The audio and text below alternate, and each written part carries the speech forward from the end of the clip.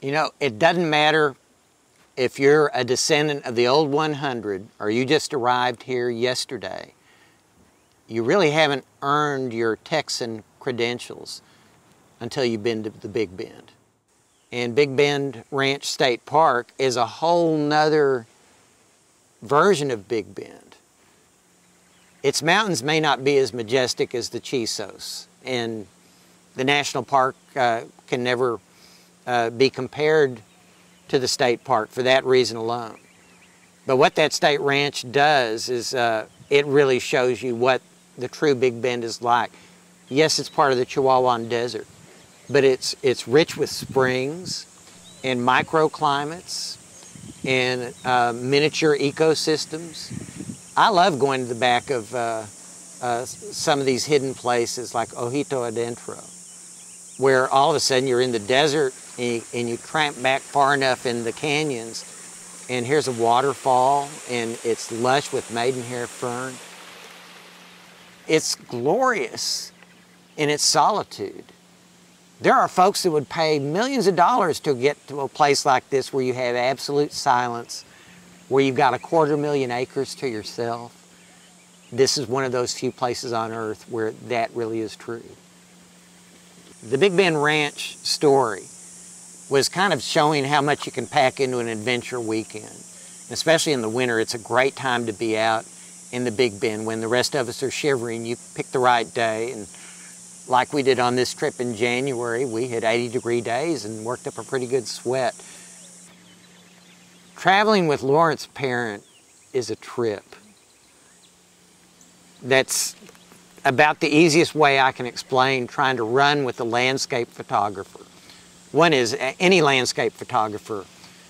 They're sunrise, sunset persons because that's when the best light is. A writer may argue, is a picture worth 500 words or 1,000 words?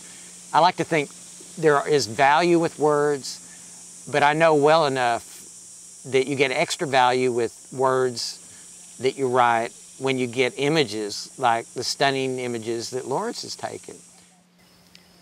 Traveling with Joe Nick is interesting. He and I get along great, even if we argue about politics. We're always planning out what we're going to do, how we're going to do it, how we're going to make the story better. So it's, or the book that we're working on. So it's interesting. We have a good time. I think I like Big Bend Ranch in particular because of the wildness of it. Not that many people go there.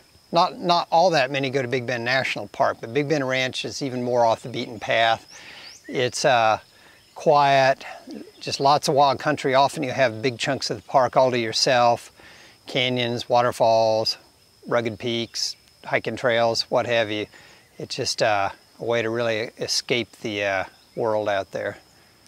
I think one of the unique things about Big Bend Ranch are some of the canyons. There's some really deep, rugged canyons like Lower Shut Up, Cinco Tanaja. Some of them have pools of water. We actually, in the course of the story, we heard a mountain lion and saw lion tracks in Lower Shut Up. So that was kind of interesting. I've only, all the time I've spent outdoors, I've only seen 2 mountain lions in the wild. So this is sort of like number 2.5 at Big Bend Ranch. So it was pretty exciting. You kind of looked around a little more when you realize there were other creatures out there with you. Joe, Nick, and I periodically hatch up a new idea. We've done 3 books together. We did I think our first book project was on Texas mountains, which of course means all of West Texas, a lot of the Big Bend country. We got to hike around, drive around, climb around all the mountains in Texas. That was a lot of fun.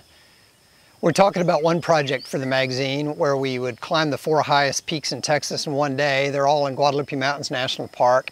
We're just debating whether we're really tough enough to do it. That is a hard hike with probably 5,000 to 6,000 feet of gain and relatively high elevation, a lot of it cross country. So we're debating whether we're strong enough to do that. We'll keep you posted. Stay tuned.